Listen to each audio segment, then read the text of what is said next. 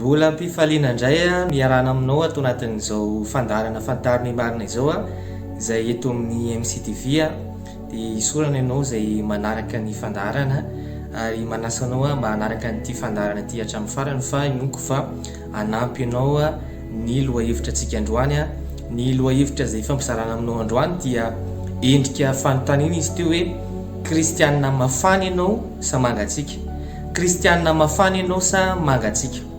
Io teny io moa zany dia avy ao anatin'ny baiboly mihitsy no nakaran'izay lohahevitra izay dia ny tenin'Andriamanitra ao amin'ny apokalipsy toko 7 ny andininy fa 5:10 sy ny fa 9:10 izay vakina amin'ny anaran'i Jesosy vakina amin'ny anaran'i Jesosy vaky toy izao zany tenin'Andriamanitra izany hoe fantatro ny asanao fa tsy mangatsika na mafana ianao, aleo mangatsika na mafana ianao, fa satria matimaty ianao ka tsy mafana na mangatsika dia efa alohan'ny vavako ianao.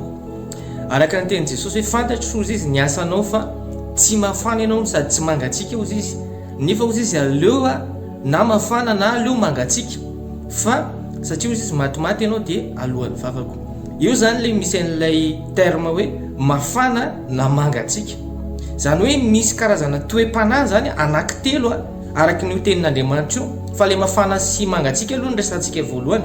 Ohatra ny ahoana ka moa zany hoe toe-panahina kristianina mafana izany. Ny kristianina mafana, ny atao hoe kristianina mafana dia kristianina izay mandroso ara-panahy aloha voalohany indrindra. Ny kristianina mafana dia kristianina izay mihazakazaka ara-panahy.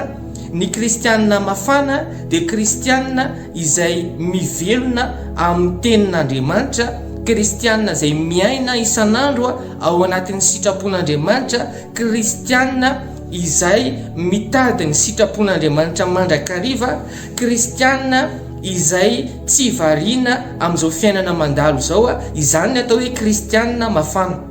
Ny kristianina mafana ihany koa dia kristianina 100% an'Andriamanitra 100% zany ny kristianina mafana. Ny kristianina mafana dia kristianina izay mitombo tsara ara-panahy.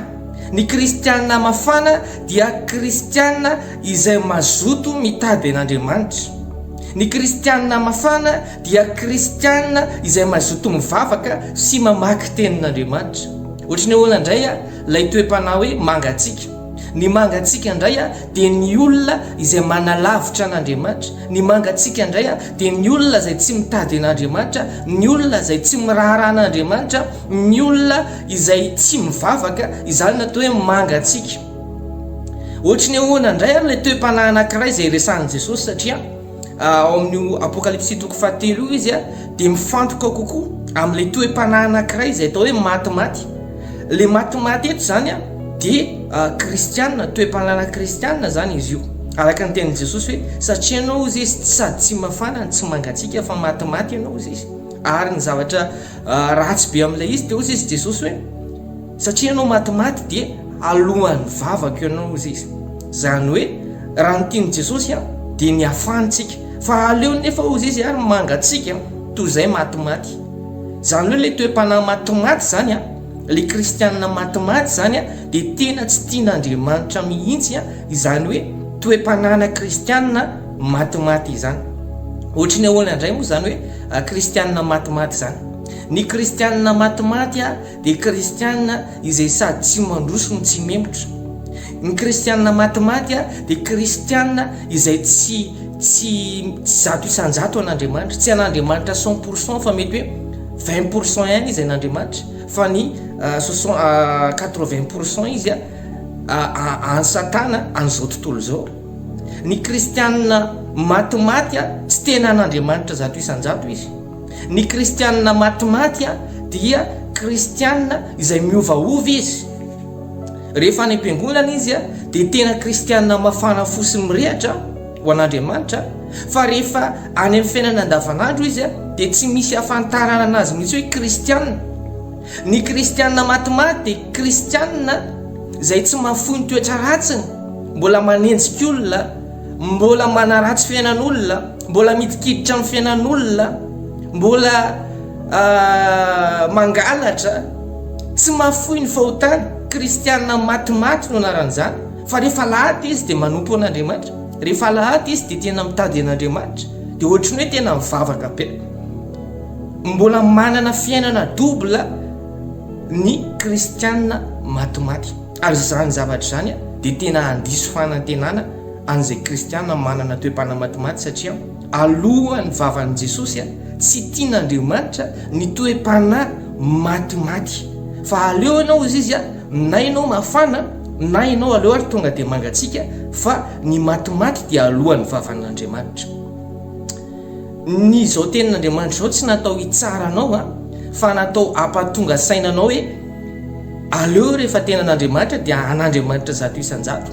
Rehefa tena androso dia tena mandrosoa hatramin'ny farany. Aza misalasala tsony rehefa miaraka amin'i Jesosy fa tsy diso lalana ianao, fa tena mirosoa sahia manolo tena zato isan-jato an'Andriamanitra, fa tsy haninanao zany satria izany no sitrapon'Andriamanitra ho antsika. Na ianao mafana ozy izy dia hanolotra vahaolana amintsika hoe ahoana zany no atao mba hialana amin'izay toe-panahy matimaty izay, satria ny matimaty na sady tsy mafana izy no tsy mangatsika, fa eo antonontonony eo zany ilay fandraisantsika teo. Ahoana no atao mba hafana miala ao anatin'izay toe-panahy zay? Voalohany indrindra aloha dia ny fanapahan-kevitra.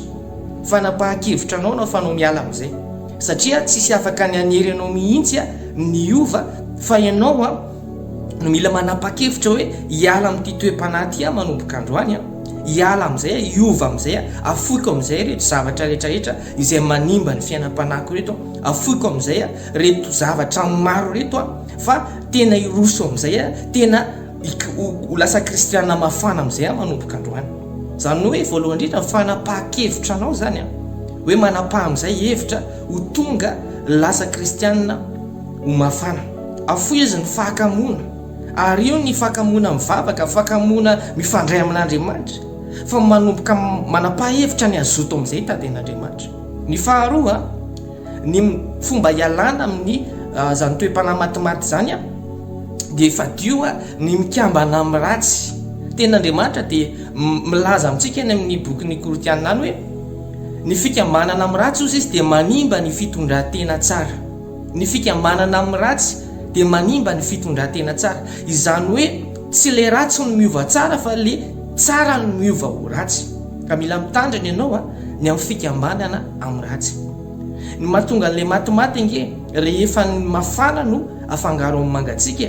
Raha maka ianao ohatra glasy anankiray atao anatina vera dia asiana rano mafana ao, rano mangotraka, dia tsy ilay glasy no ivadika mafana, fa ilay rano mangotraka no lasa mivadika matimaty. Zany hoe tsy ny mangatsika mihitsy lasa mafana, fa ny mafana lasa vadika matimaty rehefa mikambana ireo anankiroa ireo. Ka tandremo izay mikambana aminao, satria izay no amaritra ny toe-pananao. Zany hoe ilay mikambana dia mifampiosiosy, tena mifanakaiky, tena mifampitakosina, satria amin'ny fifampitakosena dia misy fifindrana zavatra foana. Misy fandaharantsika zay tany aloha mitondra lohateny hoe tandremo izay mikambana aminao, asaiko ianao mba hijery an'izay fa inoko fa anampy be dia be anao zay. Ka raha tianao zany hiala amin'ny toe-panahy matimaty, tandremo izay olona mikambana aminao, satria ho faritan'izay ny toe-panahinao. Izay ihany koa ny fandaharantsika tamin'ity androany ity. Akasitrahana ianao nanaraka hatramin'ny farany dia sampitahin'i Jesosy.